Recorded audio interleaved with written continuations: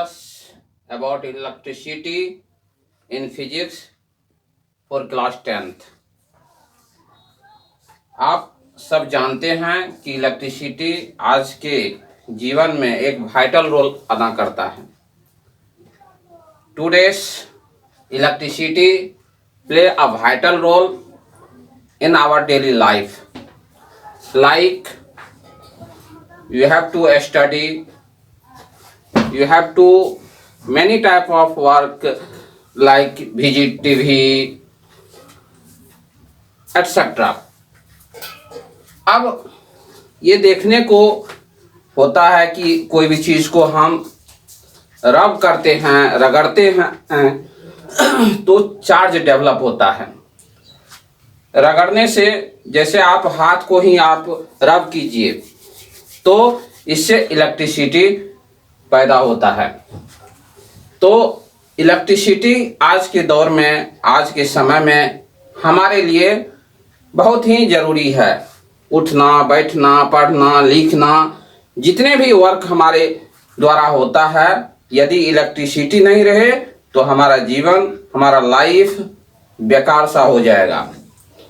Today, if you are in absence of electricity, our life completely in a stage of in vain. So, this is very important. All the students to tell about it. अब छोटा सा example लीजिए। यदि आप silk cloth को glass rod से rub करते हैं, if you rub glass rod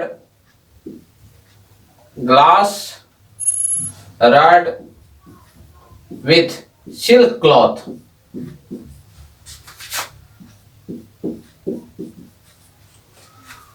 यदि ग्लास रड को किससे हम रब करते हैं? सिल्क क्लॉथ से, तो यहाँ पर भी चार्ज डेवलप होता है। तो किस तरह का चार्ज डेवलप होता है? हर एक बॉडी में आप जानते हैं कि इलेक्ट्रॉन एग्जिस्ट करता है। Every body exist electron in it. अब ग्लास रड जब रब करते हैं सिल्क क्लॉथ से, ग्लास रड जो होता है वह पॉजिटिव चार्ज गेन कर लेता है और सिल्क क्लॉथ, ग्लास रड क्या चार्ज, कौन सा चार्ज हो जाता है? Positive charge. और सिल्क क्लॉथ हो जाता है निगेटिव चार्ज। तो पॉजिटिव चार्ज का होना लॉस ऑफ इलेक्ट्रॉन और निगेटिव चार्ज का होना गेन ऑफ इलेक्ट्रॉन। यदि हम किसी को डोनेट करते हैं अपना इलेक्ट्रॉन तो उससे क्या हो जाता है? Positive charge. ऐसा देखा गया है। ग्लास रड पर कौन सा चार्ज डेवलप होता है? पॉजिटिव। क्यों डेवलप होता है? क्योंकि अपना यह चार्ज किसी दूसरे को दे देता है, अपना इलेक्ट्रॉन किसी दूसरे को दे देता है और जो गेन करता है वह उस पर निगेटिव चार्ज होता है। हम प्रायः देखते हैं देने वाले का कलेजा हमेशा ऊपर होता है, हमेशा ऊपर होके, इसलिए इसको कहा जाता पॉजिटिव। और लेने वाले का सिर हमेशा झुका हुआ होता है। आप डेली लाइफ में भी आप देखते होंगे। तो ये तो हमारा डेली जो कहने का है, लेकिन ऐसा यहाँ पर नहीं है। ये दिमाग में हमें सेट कर लेना है। Glass rod positive charge develop होता है ग्लास रड पर और सिल्क क्लॉथ पर निगेटिव चार्ज। सिमिलरली यदि हम वूलन क्लॉथ को, इबोनाइट रड से वूलन क्लॉथ को, woollen cloth rubbed by ebonite rod, तो इस स्थिति में जस्ट उसका ठीक अपोजिट होता है। इस पर निगेटिव चार्ज डेवलप हो जाता है और इस पर पॉजिटिव चार्ज होता है। तो यही स्थिति दोनों केस में होता है, दोनों एक दूसरे का। तो हम ऐसा देखते हैं, ऐसा देखने को मिलता है कि कोई भी चीज इलेक्ट्रॉन का यदि रब ही करते हैं या किसी भी तरह का सिस्टम में एक्टिविटी हम करते हैं तो उस स्टेज में उसका न तो स्पॉइलेशन होता है, डिस्ट्रॉय होता है, और न ही वह उत्पन्न होता है, इसका रीडिस्ट्रीब्यूशन होता है, एक जगह से दूसरा जगह ट्रांसफर होता है, ठीक है, रीडिस्ट्रीब्यूशन होता है। तो न ही नष्ट होता है, न ही इसका सृजन होता है, इसका पुनर्वितरण होता है, redistribution. It is not destroy, not any type of emission. This is only redistribution. अब हम लोग यहाँ पर इस टाइप का चीज होता है। अब इस चीज में सब्सटेंस, इस चैप्टर में सब्सटेंस बहुत तरह से बहुत दिन से पढ़ते आए हैं, बहुत पिछले क्लास में भी आप लोग डिस्कशन किए होंगे। सब्सटेंसेस जो होते हैं यहाँ पर फिजिक्स के लैंग्वेज में 3 तरह का होता है, जो इलेक्ट्रिसिटी को डेवलप करता है, नहीं डेवलप करता है, और ढोने का काम करता है, जो मॉडरेट स्टेट में होता है ये। तो पहला आता है नंबर कंडक्टर। कंडक्टर को गुड कंडक्टर भी कहा जाता है, गुड कंडक्टर। दूसरा आता है सब्सटेंस में रेसिस्टर।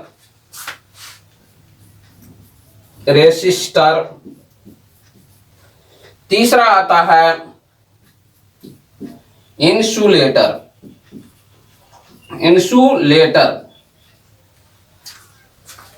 गुड कंडक्टर एक ऐसा सब्सटेंस है जो इलेक्ट्रिसिटी के फ्लो को इजी वे में जाने दे। Good conductor is the substance which allow to flow the electrons from one place to another place।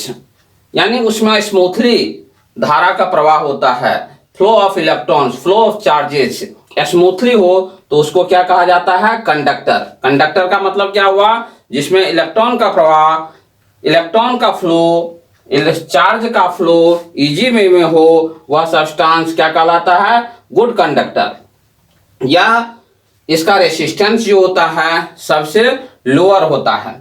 Resistor भी एक सब्सटेंस ही है जिसमें इलेक्ट्रॉन का फ्लो इसके कंपैरेटिवली उतना फास्ट नहीं होता है, इसको ज्यादा रेसिस्ट अपोजिशन का सामना करना पड़ता है, तो इसलिए इसका नाम रेसिस्टर रखा गया है। They have high resistance.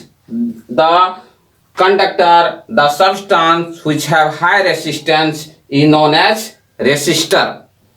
तीसरा में आता है इंसुलेटर, जो कंप्लीटली रेसिस्ट करता है, अपोज करता है flow of charge. The substance which completely resist the flow of charges is known as insulator. अब यदि आपको गुड कंडक्टर के बारे में पूछ दे कौन सा है, तो गुड कंडक्टर में एल्युमिनियम ले लीजिए, कॉपर ले लीजिए, हमारा बॉडी ले लीजिए, आवर बॉडी, वाटर ले लीजिए, इम्प्योर वाटर एटसेट्रा। रेसिस्टर्स में हमारे आ जाता है नाइक्रोम, कंटेंटन, ये सब बहुत सारे चीज हैं, ये रेसिस्टर में होता है, इसका रेसिस्टिविटी बहुत ज़्यादा होता है। इंसुलेटर में बहुत सारा आ जाता है, प्लास्टिक आ जाता है, रबर आ जाता है, पेपर आ जाता है, ये सब इंसुलेटर का काम करता है, और बहुत सारे एग्जाम्पल हैं। अब हमें नया चीज है सेल। सेल का क्या काम है? सेल क्या होता है?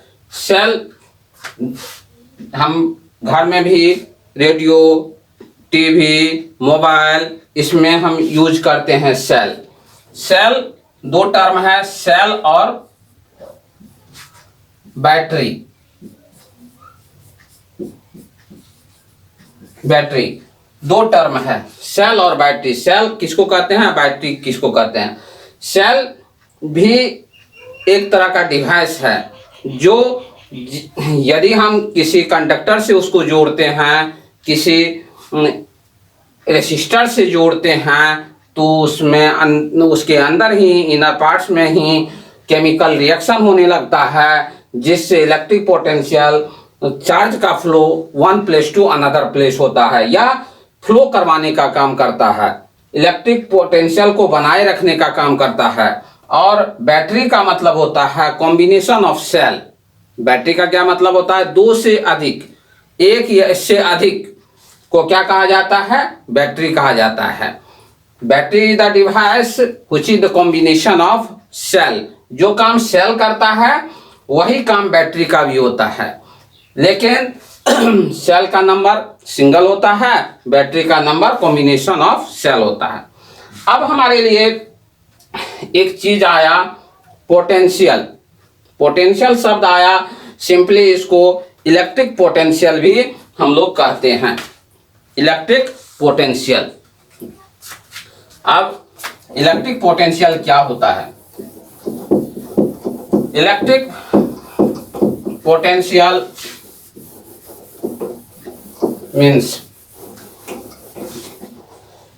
जब कोई भी चार्ज, यदि मान लीजिए ये चार्ज इन्फिनाइट पर है, ये unit positive charge infinite position पर है,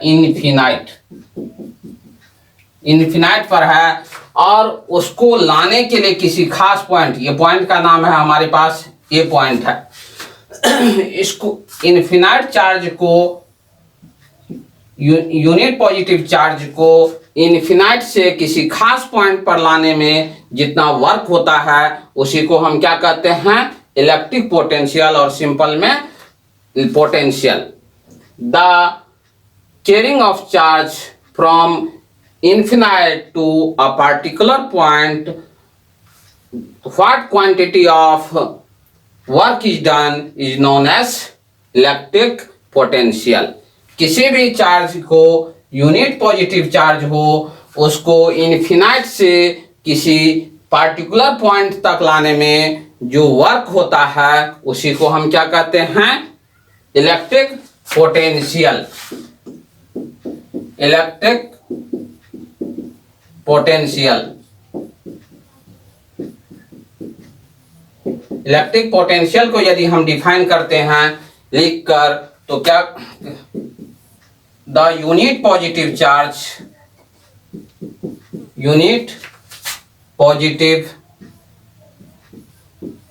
charge from infinite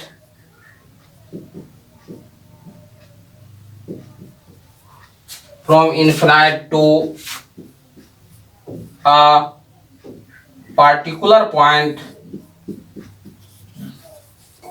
particular point to carry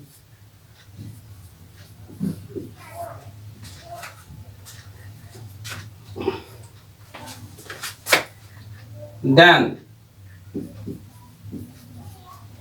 one type of work is done. One type of work is done.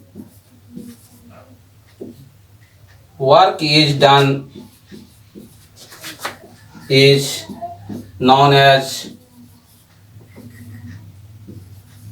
electric potential. Electric potential, और सिंपल में हम इसको potential भी बोल सकते हैं। इलेक्ट्रिक पोटेंशियल बराबर होता क्या है? इलेक्ट्रिक पोटेंशियल इक्वल टू होता है, इलेक्ट्रिक पोटेंशियल को पहले डिनोट कैसे किया जाता है? इसको V से डिनोट किया जाता है। Electric potential is denoted by V। Electric potential is denoted by V। V को वोल्टेज भी कहा जाता है। V को क्या कहा जाता है? वोल्टेज। याद रख लीजिए, यूनिट पॉजिटिव चार्ज को इन्फिनाइट से किसी खास पॉइंट पर लाने में जो वर्क डन होता है उसी को क्या कहा जाता है? Electric potential. अब इलेक्ट्रिक पोटेंशियल इक्वल टू क्या होता है? V equal to W by Q। V equal to W by Q।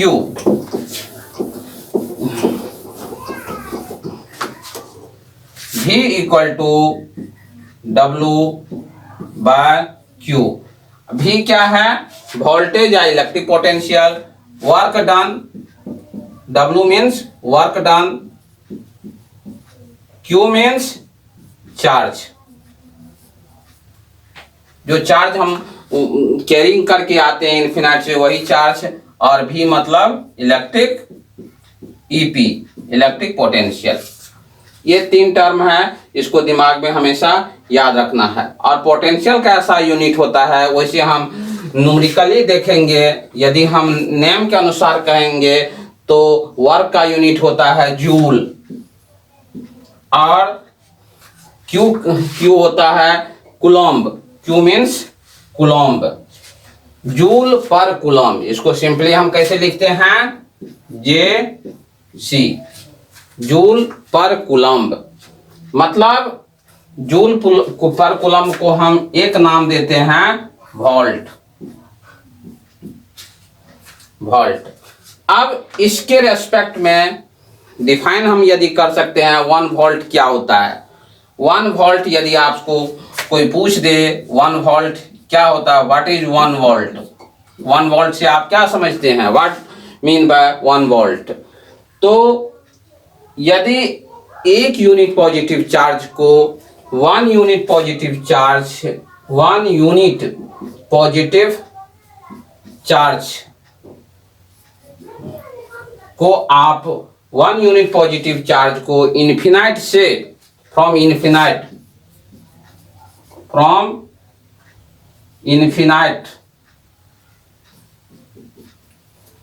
To ए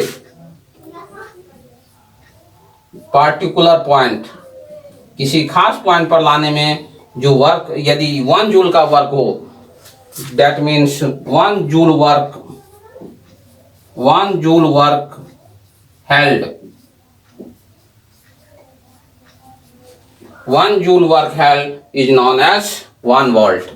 अब हम क्या कहेंगे, 1 वोल्ट से आप कोई पूछ देगा कोई सवाल कि 1 वोल्ट से आप इलेक्ट्रिक पोटेंशियल के रेस्पेक्ट में इसको हम कैसे डिफाइन करेंगे, तो क्या कहेंगे, 1 यूनिट पॉजिटिव चार्ज को इन्फिनाइट से किसी खास पॉइंट पर लाने में जितना वर्क डन होता है, यदि 1 जूल का वर्क डन होता है तो उसी को कहते हैं 1 volt. 1 volt, when 1 volt 1 joule work is done for carrying a unit positive charge from infinite to a particular point is known as 1 volt। अब आ जाता है इसी में potential difference. Potential difference, potential difference से हम क्या समझते हैं, पोटेंशियल डिफरेंस ठीक इसी तरह है, लेकिन यहाँ पर इन्फिनाइट की जगह पर 2 खास पार्टिकुलर पॉइंट से, एक पॉइंट यदि आप सपोज करते हैं A है और दूसरा पॉइंट आप सपोज करते हैं B है, और A से B तक यूनिट पॉजिटिव चार्ज को ठीक है लाने में जितना वर्क डन होता है वही इलेक्ट्रिक पोटेंशियल डिफरेंस उसको कहते हैं। Electric potential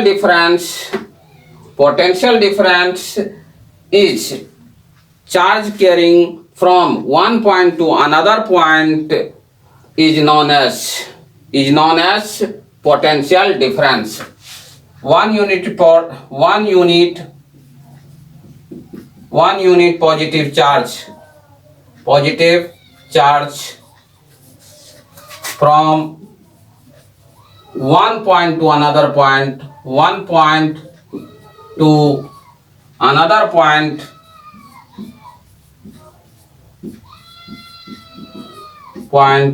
is its potential difference. Simple में PD से डिनोट करते हैं। दोनों को यदि एक पॉइंट मान लीजिए A है दूसरा B है तो इसको हम डिनोट करेंगे VAB, यानी V से A पर। इसको इस टाइप से भी लिख सकते हैं VA माइनस VB। ऐसा इसलिए लिखे दो पॉइंट का पोटेंशियल निकाल के उसको डिफरेंस कर देंगे तो वो पोटेंशियल, और work done WAB A to B by Q charge, ये हमारा पोटेंशियल डिफरेंस होता है। यदि किसी एक पॉइंट का इलेक्ट्रिक पोटेंशियल निकालिए और बी पॉइंट का इलेक्ट्रिक पोटेंशियल निकालिए और दोनों का डिफरेंस कर दीजिए तो वही क्या कहलाता है, पोटेंशियल डिफरेंस कहलाता है। Potential difference, have you any doubt? शायद डाउट नहीं होगा। अब पोटेंशियल डिफरेंस को भी हम जो VAB से डिनोट करते हैं, कोई जरूरी नहीं है कि VAB ही हो, CD भी हो सकता है। वह आपके कंसिडरेशन पर डिपेंड करता है, आपका क्या मानना है, उस पॉइंट को आप क्या लेते हैं, ठीक है। अब पोटेंशियल जिस तरह से, यदि आपसे हम पूछ देते हैं कि पानी का फ्लो रिवर टू पॉन्ड होता है या पॉन्ड टू रिवर होता है, कितना लड़का बेझिझक से यह कह देता है सर पानी का बहाव जो है, flow of water river to pond होता है, नदी से तालाब की तरफ जाता है, क्योंकि उसके दिमाग में एक ही रहता है, नदी में पानी ज़्यादा रहता है और पॉन्ड में पानी कम होता है, जिसके कारण फ्लोइंग तो इधर से उधर ही होगा ना। लेकिन यह absolutely wrong answer of this question, because flow of water does not depend quantity of water, it depends on the level of water। यदि पॉन्ड का लेवल ऊपर है और नदी का लेवल नीचा है तो फ्लो ऑफ वाटर जो होगा रिवर टू पॉन्ड ना होकर पॉन्ड टू रिवर होगा। तो आप समझ लिए होंगे लेवल, यहाँ एक शब्द आया है the words level not quantity, flow of water does not depend on the quantity of water, it only depends level. उसी तरह हमारे जब इलेक्ट्रिसिटी पढ़ते हैं तो इसमें फ्लो ऑफ चार्जेस जो होता है वह हाई पोटेंशियल से लो पोटेंशियल की तरफ होता है। यहाँ पर लेवल जो होता है पोटेंशियल के नाम से जाना जाता है। इलेक्ट्रॉन का फ्लो जो होता है, चार्ज का फ्लो जो होता है किसी भी कंडक्टर में हाई लेवल से, हाई पोटेंशियल से लो पोटेंशियल की तरफ होता है। अब हाई पोटेंशियल लो पोटेंशियल, यदि पोटेंशियल दोनों तरफ का समान हो जाए, 5 वोल्ट एक ही कंडक्टर में पोटेंशियल पैदा होता है, बहुत सारे पॉइंट होते हैं, सब में पोटेंशियल, हर एक पॉइंट पर पोटेंशियल होता है, और यदि एक का पोटेंशियल दूसरे के पोटेंशियल की इक्वल हो जाए तो उस स्थिति में चार्ज जो होता है वह उस स्थिति में does not flow of charges, ठीक है। यदि ए पॉइंट पर आप कंसीडर कर लीजिए 10 वोल्ट हो गया, दूसरे पर भी बी पर भी 10 वोल्ट हो गया, तो डेट मीन्स इस कंडक्टर में चार्ज का फ्लो, इलेक्ट्रिसिटी का फ्लो नहीं होगा। तो चार्ज के फ्लो के होने के लिए इम्बैलेंस, इलेक्ट्रिक पोटेंशियल का इम्बैलेंस होना जरूरी है। तो इम्बैलेंस को मेंटेन करने के लिए, इलेक्ट्रिक पोटेंशियल के डिफरेंस को स्थिर रखने के लिए, कांस्टेंट रखने के लिए कि या डिफरेंस बना रहे, एक 10 है तो दूसरा 7 हो, दूसरा 20 है तो तीसरा 28 हो, इस स्थिति में इसको बनाए रखने का काम किसका है? सेल और बैटरी का। सेल और battery maintain the electric potential in conductor. Electric cell और बैटरी का क्या काम है? सेल और बैटरी का काम है इलेक्ट्रिक पोटेंशियल को मेंटेन करके रखना, तभी इलेक्ट्रिसिटी का फ्लो होगा। अब हम लोग इलेक्ट्रिसिटी पढ़ रहे हैं, इलेक्ट्रिक करंट इलेक्ट्रिक करंट पर हम लोग चर्चा नहीं किए, ये होनी चाहिए अब चर्चा। अब है सिंपल में कहा जाता है flow of charges, flow of current is known as electric current, flow of electron is known as. लेकिन यहाँ पर हम लोग रियल डेफिनेशन जो करेंगे, यदि हम कहते हैं टी सेकेंड में किसी in T second flow of charges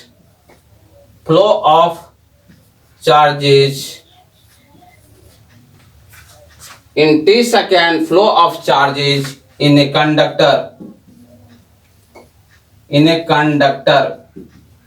Q, यदि t सेकेंड में किसी भी कंडक्टर से q चार्ज फ्लो होता है, तो दैट मीन्स t सेकेंड में q चार्ज फ्लो होता है, तो एक सेकेंड में कितना होगा, एक सेकेंड में q बाय टी। तो अब हम इसका इलेक्ट्रिसिटी को यदि हम डिफाइन करते हैं तो flow of charges in 1 second in a conductor is known as electricity, electric current. Current का डिफाइन हम कैसे करेंगे, करंट, इलेक्ट्रिक करंट और सिंपल में current, electric current. What is electric current? Electric current से आप क्या समझते हैं? तो electric current flow of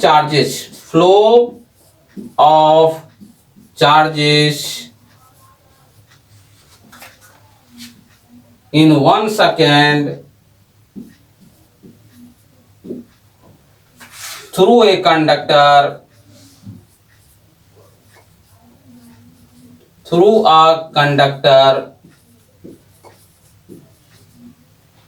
is known as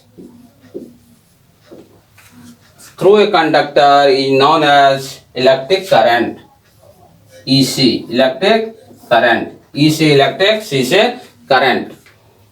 electric current it is denoted by I। Electric current को हम कौन सी से डिनोट करते हैं, I से डिनोट करते हैं। It is denoted by I। इसको हम इलेक्ट्रिक करंट को I से डिनोट करते हैं। I बराबर यदि कोई पूछ दे तो क्या होता है, I बराबर I equal to Q by T। अब इसको हम जनरली हम जब यूनिट में कन्वर्ट करेंगे, Q का होता है कूलम्ब और T मतलब time, second. SI unit T का होता है सेकेंड और चार्ज का SI यूनिट होता है Q। तो Q by T, coulomb per second. Coulomb per second को हम क्या कहते हैं, करंट। अब है करंट का SI यूनिट क्या होता है, वैसे कहा जाता है एम्पियर। करंट का SI यूनिट कोई पूछ देता है क्या होता है, कूलम्ब पर सेकेंड भी आप बोल सकते हैं, या एम्पियर साहब के नाम पर उसके आदर्श के लिए, चूंकि उन्होंने इसी के बारे में खोज किया है इसलिए उसी के नाम पर एम्पियर रख दिया जाता है। जिस तरह से आप प्रेशर का यूनिट करते हैं पास्कल, ठीक है, तो उसी तरह से हर एक के एक आदर्श के लिए, उसकी खोज के उपलब्धि के लिए उसके नाम पर किसी भी चीज का यूनिट का नाम रख दिया जाता है। तो अब इसी तरह 1 एम्पियर डिफाइन करने के लिए आ जाए, 1 एम्पियर से आप अब यूनिट को भी हम डिफाइन कर रहे हैं। यूनिट को किस तरह से डिफाइन करेंगे, यदि किसी भी कंडक्टर से एक सेकेंड में 1 कूलम्ब चार्ज का फ्लोइंग होता है तो उसको 1 एम्पियर कहते हैं। Flow of 1 unit charge from a conductor through a conductor in 1 second is known as ampere, 1 ampere. तो अब आप खुद लिख सकते हैं, कूलम्ब पर सेकेंड, 1 सेकेंड में चार्ज का फ्लो होना, 1 कूलम्ब चार्ज का फ्लो होना, 1 सेकेंड में 1 कूलम चार्ज का फ्लो होना 1 एम्पियर कहलाता है। अब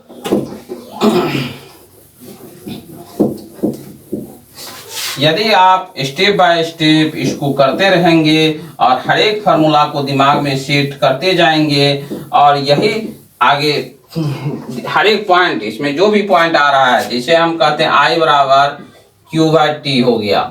Q/T, I क्या है, करंट को डिनोट करते हैं, Q क्या है, कूलम्ब है, T क्या है, टाइम है, जितना समय में हुआ है, यानी हमारा T सेकेंड में Q चार्ज फ्लो हुआ तो 1 सेकेंड का ये दिया हुआ है, 1 सेकेंड बराबर। अब इसी से आप Q बराबर पूछ देगा कोई, Q बराबर क्या होता है, I इंटू टी।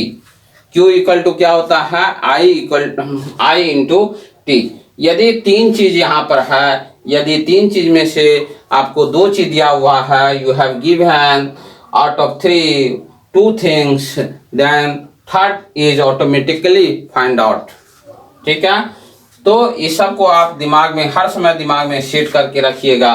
Q का यूनिट क्या होता है, कूलम होता है, I का क्या होता है, एम्पियर होता है, टाइम का क्या होता है, सेकेंड होता है। ये सारे चीज को करने के बाद आपको सब चीज आसान लगने लगेगा। अब हम लोग कूलम बोले, अब एक चीज आ जाता है 1 coulomb. 1 coulomb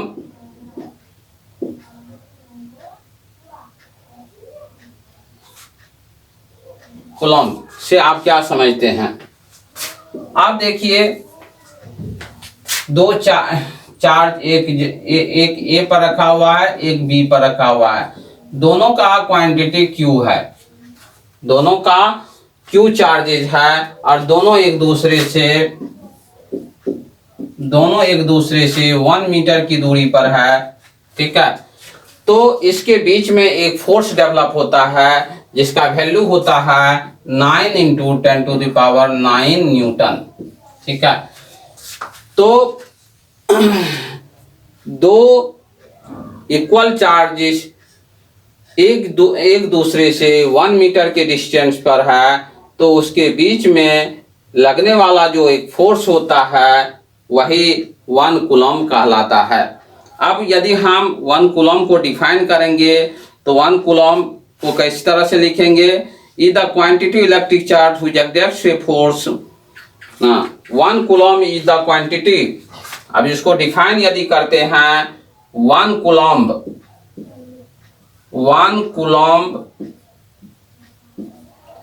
is the quantity of electric charge